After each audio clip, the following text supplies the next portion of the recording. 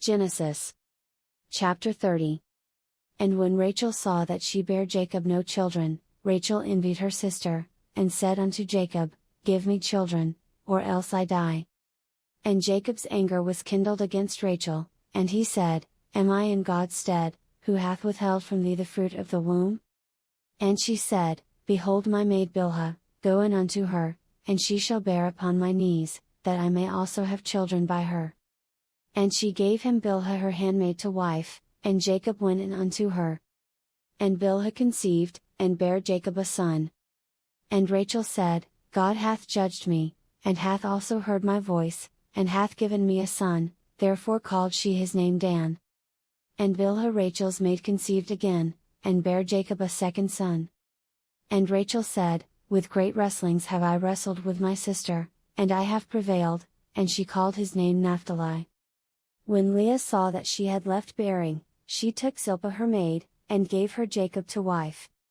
And Zilpah Leah's maid bare Jacob a son. And Leah said, A troop cometh, and she called his name Gad. And Zilpah Leah's maid bare Jacob a second son. And Leah said, Happy am I, for the daughters will call me blessed, and she called his name Asher. And Reuben went in the days of wheat harvest, and found mandrakes in the field, and brought them unto his mother Leah. Then Rachel said to Leah, Give me, I pray thee, of thy son's mandrakes. And she said unto her, Is it a small matter that thou hast taken my husband? And wouldest thou take away my son's mandrakes also? And Rachel said, Therefore he shall lie with thee tonight for thy son's mandrakes. And Jacob came out of the field in the evening, and Leah went out to meet him, and said, Thou must come in unto me, for surely I have hired thee with my son's mandrakes. And he lay with her that night.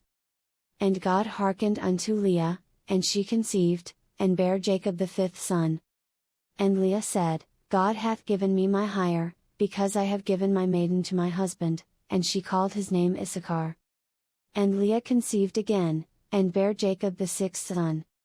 And Leah said, God hath endued me with a good dowry, now will my husband dwell with me, because I have borne him 6 sons, and she called his name Zebulun. And afterwards she bare a daughter, and called her name Dinah. And God remembered Rachel, and God hearkened to her, and opened her womb. And she conceived, and bare a son, and said, God hath taken away my reproach. And she called his name Joseph, and said, The Lord shall add to me another son. And it came to pass, when Rachel had borne Joseph, that Jacob said unto Laban, Send me away, that I may go unto mine own place, and to my country. Give me my wives and my children, for whom I have served thee, and let me go, for thou knowest my service which I have done thee. And Laban said unto him, I pray thee, if I have found favor in thine eyes, tarry, for I have learned by experience that the Lord hath blessed me for thy sake. And he said, Appoint me thy wages, and I will give it. And he said unto him, Thou knowest how I have served thee, and how thy cattle was with me.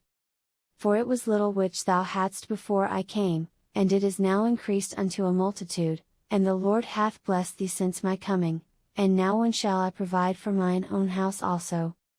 And he said, What shall I give thee?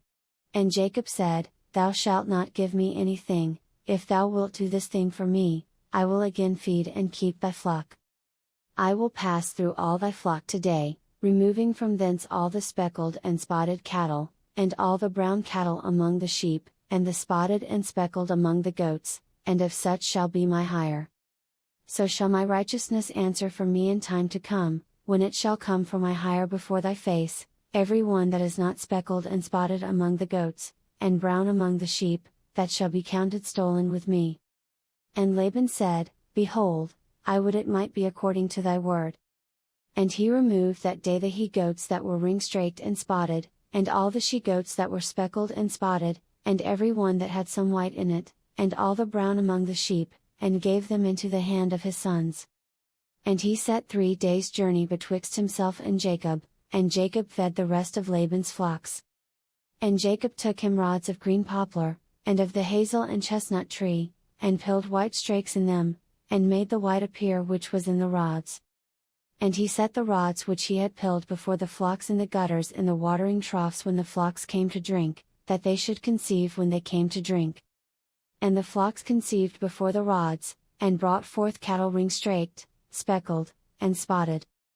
And Jacob did separate the lambs, and set the faces of the flocks toward the ring-straked, and all the brown in the flock of Laban, and he put his own flocks by themselves, and put them not unto Laban's cattle. And it came to pass, whensoever the stronger cattle did conceive, that Jacob laid the rods before the eyes of the cattle in the gutters, that they might conceive among the rods. But when the cattle were feeble, he put them not in, so the feebler were Laban's, and the stronger Jacob's. And the man increased exceedingly, and had much cattle, and maidservants, and menservants, and camels, and asses.